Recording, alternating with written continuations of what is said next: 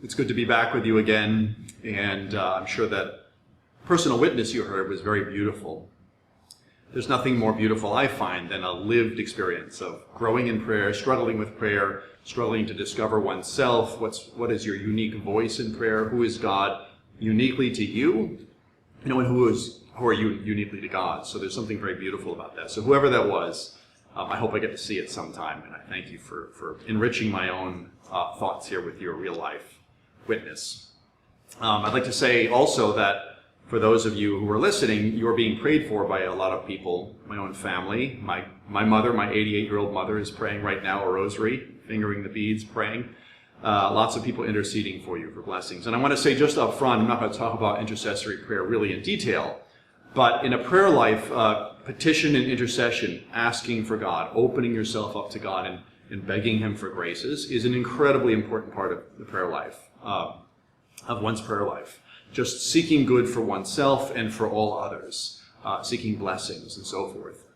So always nurture intercessory prayer in your life, asking God for whatever it is for other people.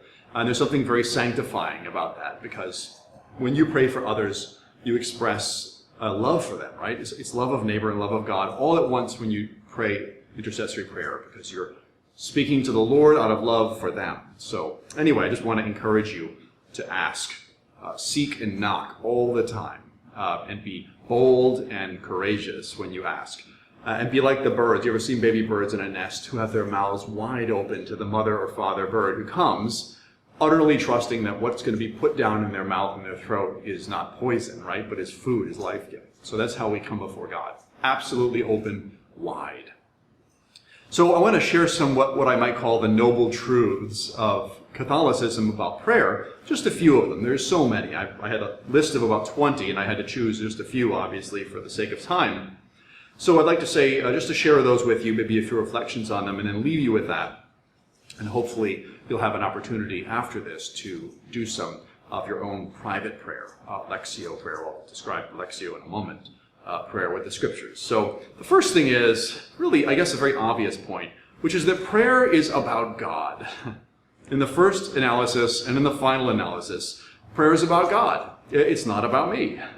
Obviously, I'm part of it. I'm part of the picture and the formula, but prayer is fundamentally theocentric. It's God-centered. And it's also not about goodies, right? It's not about what I get out of prayer. It's not about the sweet feelings or the stuff I get that I ask for. That's not fundamentally what prayer is about, although it's an element of prayer. But if it becomes the top of prayer, what I get out of it, then prayer becomes self-absorbed and takes away its theocentric, God-centered character, which is, fundamentally the character of love. Love is always other-centered, so love of God is other-centered. So when you have dryness in your prayer life, we talk about dryness, meaning that there are times when you pray when you just don't feel anything. You feel dry, you feel listless, you feel, And dryness is a wonder. In our tradition, dryness can be really seen as a great gift, because one of the things that dryness in prayer, when you don't get cash value out of prayer, like, those great feelings or those extraordinary insights or whatever, is that it makes prayer less about yourself. It takes the focus off of what I'm getting out of it. St. Teresa of Avila says that as we advance in prayer, we move from our focus on the consolations of God to the focus on the God of consolations, right? Not what God can give us, but God Himself. So in love, if you think about it in relationships, people who focus on the good of the other, even when they get nothing back, is a far higher form of love than a person who gets lots back from someone else. And I think of, for example, couples who have one of their spouses their spouse being disabled, ill, incapable of caring for themselves, and they really can't give anything back anymore, and that other spouse just kind of pours themselves out into the other person. This is what our prayer should grow like. Prayer is about God also in this sense, that in prayer, what we're really asking for is for God to do His thing in us and in the world. That's really what prayer is. Asking God to do His thing, His will, what He wants. So the Our Father, which Jesus gave us, which is the perfect prayer, the model of all prayers, contains the phrases of Thy kingdom come, Thy will be done. Essentially, the Our Father is a request to change me, Lord, to change me. Make me conform to your will. Renovate me. metabolize me, break me down, and remake me into the image of your Son, Jesus Christ. That's what prayer is. Prayer is really an extended consent to God's will, an elongated yes to Him. An elongated yes. Prayer is, Meister Eckhart, a German theologian in the 15th century, said, prayer is nothing other than letting God be God. That's a tough thing for us. And dispensing with my little idol production shop. I make all my little idols that all look and sound like me and that all serve what I want, but they aren't God. And we have to let God come in and knock down our idols and smash them and get rid of them and reign in us as God. That's what the Our Father really is. It's a consent to God to do your thing. When we begin with the word Father, Jesus gives us that gift because when we consent to Him, we know He's a Father who loves us beyond any father's capacity to love. And everything He wants to do for us is for our welfare. It's for our good, for our joy and our happiness and our fulfillment. So that's the kind of God I want to consent to. Prayer also, second point, is a colloquy meaning an exchange, a dialogue, a mutual conversation and relationship, back and forth. Prayer engages the act of faith, my act of faith of believing, in a particular way. It takes my act of faith and it turns me toward God to speak to Him as if everything I believe is absolutely true. Speak to Him from the center of my being that I believe all that you have revealed, and I return now to you myself in the words you've given me, the words of prayer and the Our Father above all. Prayer moves me from thinking and speaking about God to speaking and thinking with God, to speaking to God, to a direct conversation with Him, addressing Him. And not just pouring out my heart, which it is. It's pouring out my heart. It's expressing to Him all the things going on inside of me, laying them all bare before Him, the good, the bad, and the ugly, the sorrows and the joys, everything, every day. I let Him know. He wants to know all the details of your life, every detail. He even knows how many hairs are on your head. He's very interested in the details because He loves you. And when you love someone, you care about the details. You're very interested in the little things about them. He's exquisitely interested, and He wants us to share them with Him. 1 Peter 5:7 says, cast all your cares on Him because He cares for you. I think that's a very beautiful phrase. So pouring out your heart, but it's also listening, right? It's a colloquy back and forth. So you listen to God. You practice silence. You just sit there and listen.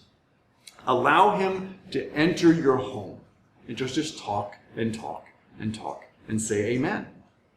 Let go of control. Let go of control. Come down from the tree into the heart and into the home and let Him in there. And just sit there with it quietly and listen. And God speaks to us primarily, above all else, through His Word, the Holy Scriptures.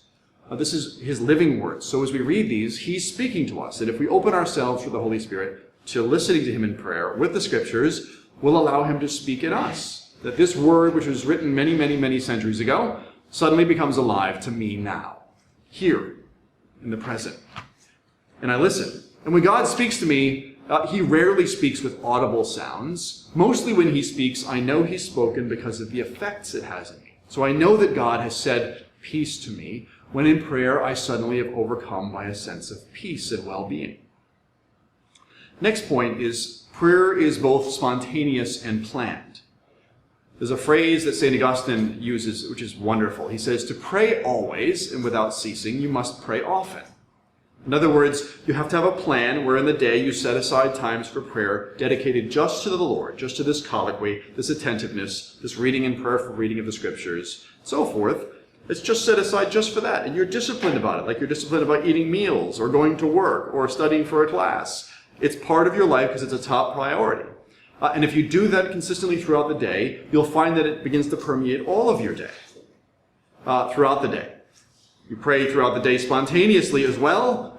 Meals, time of decisions, difficulties, joys, temptations. If you're feeling tempted, you cry out to Him.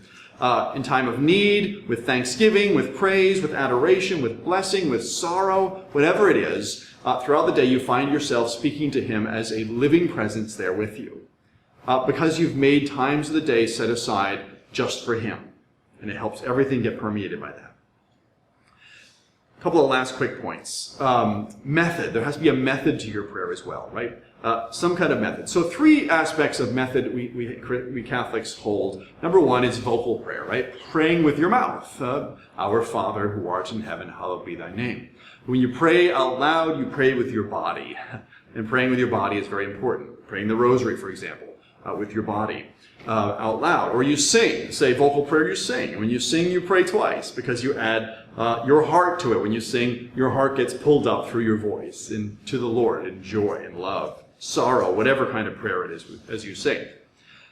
Then there's a second kind of prayer we call meditation, which is the prayer of thinking. The thinking prayer. We think about the faith. We think about the Lord. We think about His Word. We think about the events of our daily life, and we apply God's teaching and truth from the Scriptures and the Church's teaching to our life. So we rethink everything in our life with God, in His presence, and ask Him to enlighten our thinking, to reformat my mind and my heart by thinking about everything He's taught us, above all else in the Gospels.